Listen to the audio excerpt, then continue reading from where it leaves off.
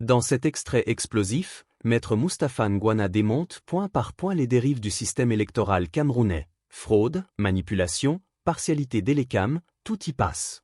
Face à ce qu'il qualifie de « démocrature », il appelle à un sursaut national pour défendre la justice électorale et la vérité des urnes. Ce débat, aussi brûlant que nécessaire, pose la question. Le Cameroun peut-il encore croire en son système électoral? Plongeons ensemble au cœur d'un échange sans filtre, où les mots claquent comme des vérités interdites. Mais, Maître Moustapha Ngouana, les bons et les mauvais points de l'ECAM pour cette élection présidentielle 2025. Oui, je veux naturellement répondre, mais seulement, je voudrais dire que j'ai constaté que M. Bidjima a fallu faire carrément une crise d'apoplexie. Il est complètement sorti de second parce que on lui a rappelé les fondamentaux de la République, que le RDPC et ses satellites que sont Elecam et autres s'attellent à violer. Je vais lui dire une chose, parce qu'il a semblé prétendre que M. Chiroma disait quelque chose en 2018 et il dit le contraire aujourd'hui. Il doit comprendre une chose, c'est que Issa Chiroma lui-même l'a dit, il était porte-parole du gouvernement, donc il disait ce que disait le gouvernement. Donc quand le porte-parole du gouvernement s'exprime, ce n'est pas forcément son ressenti, ce n'est pas forcément son opinion qu'il émet. Ce n'est pas forcément son opinion qu'il émet, il émet l'opinion du gouvernement. Et en plus, je ne voudrais pas couper un seul instant. Deuxième chose, Issa Chiroma faisait partie du gouvernement et ce ne sera pas le premier cas dans l'histoire de l'humanité où quelqu'un quitte un gouvernement venir le battre. Macky Sall faisait partie du gouvernement de M. Abdoulaye Wade et il a pulvérisé Abdoulaye Wade. Puisque le terme pulvérisé ne vous plaît pas beaucoup, je le réutilise. Donc pour vous dire que ce que vous dites n'est pas tout à fait neutre. Et vous prétendez également que les gens ont accepté le code électoral et qu'ils doivent pouvoir accepter les règles iniques qui y figurent. Je vais vous dire une chose. Vous avez, on interprète un texte dans le sens, on interprète une loi dans le sens qui lui fait produire des effets, et non dans le sens contraire. Parce que je comprends que vous fassiez allusion de ce que vous n'êtes pas juriste et que bon, c'est un terrain savonneux sur lequel vous glissez facilement. On vous dit, l'article 113 dit qu'on publie et que les résultats sont rendus publics. Si les résultats sont rendus publics, ça veut dire que tout le monde peut en avoir connaissance. Oui.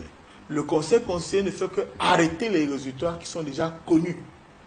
Ce n'est pas lui, ce n'est pas lui qui fait l'addition, ce n'est pas lui qui donne c'est pas lui qui donne les résultats qui sont sortis des urnes. Vous comprenez? Donc il fait un travail de centralisation. En fait, même si ce n'est pas une centralisation, c'est la commission. Il se prononce parce que c'est la commission nationale de recensement général des votes, qui fait membre en 2018, qui fait ce travail-là et ensuite le travail. Il est le juge de la régularité de l'élection. D'accord, il est le juge de la régularité de l'élection. Donc il ne faut pas parler de ce qu'on ne connaît pas. Et il dit également que il a parlé que tous les partis politiques sont dans les commissions. Je voudrais également vous préciser que dans les commissions, il y a plusieurs personnes qui ont été violentées. Ça a été violenté. D'ailleurs, les échauffourées qu'il y a eu à Bafoussam, qu'il y a eu à Tchang, qu'il y a eu ici à Bramoussadi, c'est parce que les informations ont circulé que les représentants des partis politiques étaient en train d'être séquestrés et qu'on voulait les contraindre à signer des PV qui n'étaient pas conformes à la réalité. Il ne faut pas faire croire que le seul fait d'avoir les membres de la commission garantit la sincérité du résultat qui va en sortir. Qu'est-ce qu'on va dire de certaines villes comme Baganté, où les gens sont comportés carrément comme des potentats, où on a tout traficoté, où on vous dit même que les membres de la commission fuient avec les procès-verbaux. C'est inacceptable. Donc, n'hésite pas que parce qu'on est dans la commission, que les choses sont déroulées de manière convenable. C'est notre pays. Nous voulons, moi je souhaite que tous mes enfants vivent au Cameroun, qu'ils puissent y faire leur vie. Donc je ne viens pas à la télévision pour jeter de l'huile sur le feu. Non, c'est pas ça le sens. Mais ce qui malheureusement peut générer des situations incontrôlables, c'est la fraude, c'est l'injustice électorale. que semblent vouloir nous imposer les acteurs du processus électoral. C'est la tricherie qui crée la haine. Quand quelqu'un a perdu, il reconnaît sa défaite et il salue son adversaire. Mais lorsqu'on a le sentiment, pas seulement le sentiment, mais même la conviction, que tout est organisé pour que les choses se déroulent dans un sens qui favorise un candidat au détriment des autres, c'est ça qui crée les tensions et non le contraire. Et il faut qu'on puisse le dire pour que M. Bidjima puisse comprendre que nous ne sommes pas des ennemis de la République. Nous sommes amoureux de la République. Nous aimons ce pays. Dont nous ne sommes pas contents de voir l'état actuel. Autrefois, même M. Bidjima, ce n'est peut-être pas le sujet. À l'approche des élections, on essayait de nous boucher les trous, les nids de poules. Aujourd'hui, on ne nous a rien offert pour les élections. Il y a même les routes électorales. On n'a rien eu. Mais vous voulez nous prétendre que oui, que vous êtes les plus beaux, que vous avez gagné et autres. Non. Je vous dis que ce n'est pas le cas. Je poursuis. On me dit, on veut parler de l'État. Les bons points. Il était très gentil. Pour moi, il est comme c'est 0 sur 20. Et je vais le dire. Mais vous êtes sévère. Je dis, il est comme c'est 0 sur 20. Je vois encore l'encre indélébile sur votre doigt. Oui, là. il y a l'encre indélébile sur mon doigt. Ça peut pas être 0. Si j'ai l'encre indélébile sur mon doigt et qu'après on peut traficoter les PV, ça sert à quoi? C'est le folklore. L'encre indélébile, c'est du folklore. C'est 0 sur 20. Je le dis pourquoi. Les représentants de l'ECAM ne savent pas tenir leur rang. Le ministre de l'administration territoriale ne peut pas convoquer le directeur général de l'ECAM avant une élection. Et il se rend là-bas alors qu'il est militant d'un parti politique. Et l'ECAM ne peut pas, pendant la phase préélectorale, être en contact permanent avec les leaders de partis politiques. Les inviter par une succession de correspondances. Et lorsqu'il faut proclamer les candidatures, lorsqu'il faut choisir les candidatures, et les CAM évince le candidat présenté par un parti qu'on appelle le Manidem. Ça, c'est le rôle de l'ECAM.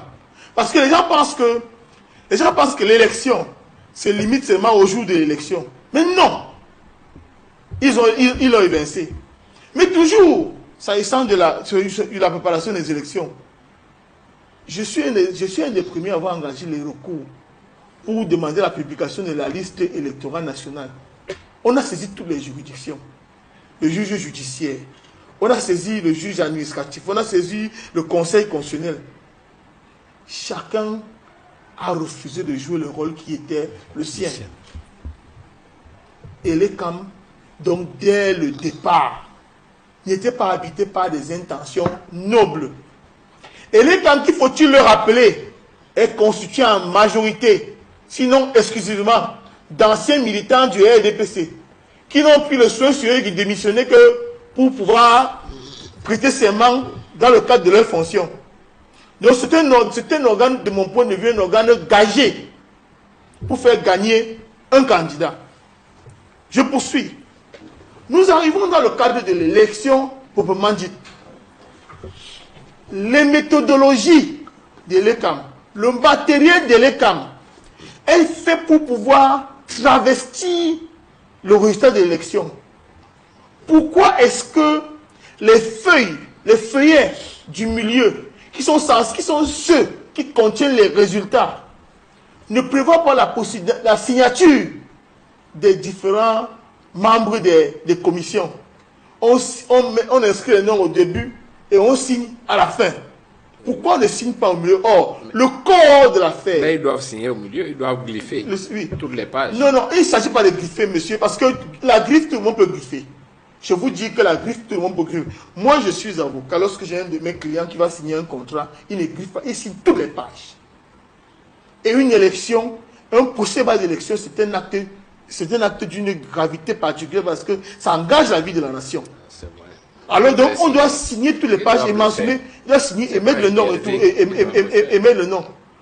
Or, tel que c'est organisé, le matériel électoral ne permet pas aux différents membres de pouvoir sécuriser de manière optimale le résultat de l'élection. C'est pourquoi on vous dit qu'on peut facilement retirer les PV et en faire ce qu'on veut.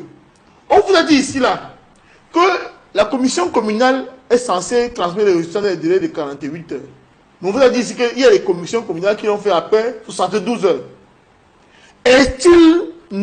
Peut-on en réalité assurer la sincérité du résultat de cette d'une telle nature? C'est les questions qu'il faut se poser. Alors,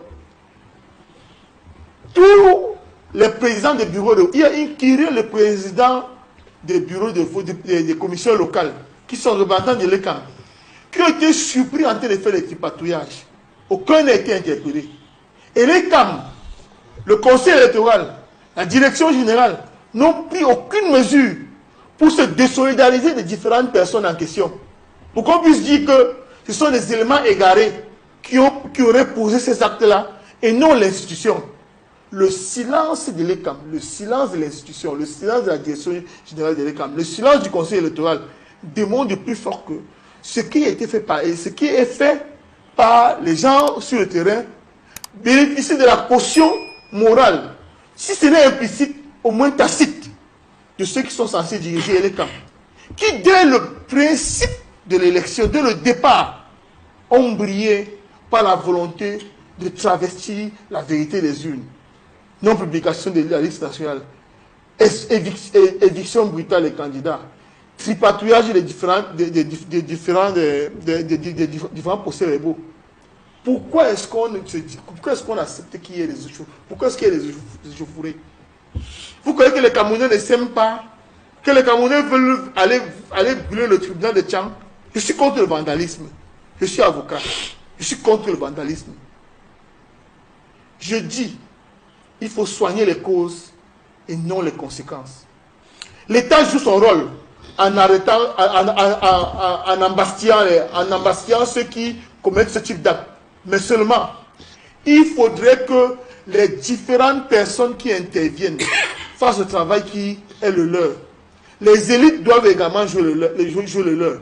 Les élites ne peuvent pas se réduire à être des agents actifs de la corruption morale, de la corruption électorale, on est à la barbe de l'ECAM, qui joue le jeu. C'est inacceptable.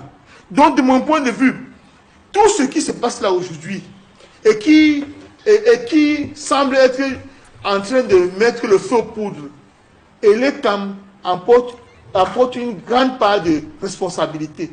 Si l'ECAM avait fait, comme il a dit, publier les tendances, si l'ECAM avait publié les tendances, je peux vous garantir qu'au fur et à mesure, depuis les commissions communales, les commissions départementales de supervision seraient dos au mur. Et également, les délais qui sont accordés à l'ECAM sont des délais exceptionnellement longs.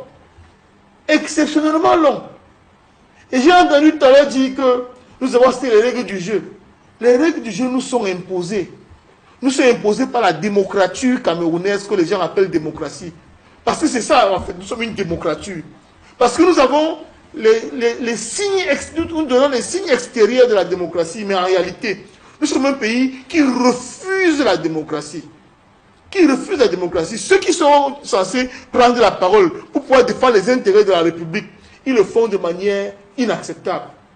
Je finis pour sortir avec le Conseil constitutionnel, parce que c'est tout le processus électoral. Dans ce pays, nous avons vu un ministre de l'administration territoriale qui a travesti le site internet de son ministère. On a travesti le site internet de son ministère. J'ai vu comment est-ce qu'on a même pris les décisions pour donner acte à un candidat, à lui des actes et qui n'existait dans aucun autre dossier. Le seul dossier qui avait une décision de donner acte à M. Yepler de ce qu'il aurait déposé sa candidature. C'était son dossier. Il y avait une lettre du ministre qui disait que donne acte à M. Yepler s'il a déposé sa candidature. Pourquoi lui et pourquoi pas toujours le candidat? Il faut se poser des questions. Le système est conçu pour pouvoir empêcher l'ECAM et les autres acteurs du processus électoral de jouer le rôle qui est le leur. C'est inacceptable. Il faut qu'on puisse le dire pour que chacun sache à quoi s'en tenir. Nous n'accepterons pas, pour sortir, nous n'accepterons pas les résultats travestis qui volent les espoirs du peuple camerounais, Les Camerounais ont aussi droit à la justice électorale. Et c'est ce que nous réclamons, la justice électorale. Nous en avons besoin et vous nous la donnerez. Et vous, pensez-vous que les élections au Cameroun peuvent encore être transparentes? Donnez votre avis dans les commentaires, partagez cette vidéo si elle vous a plu et abonnez-vous à Relais Info pour plus d'analyses pertinentes.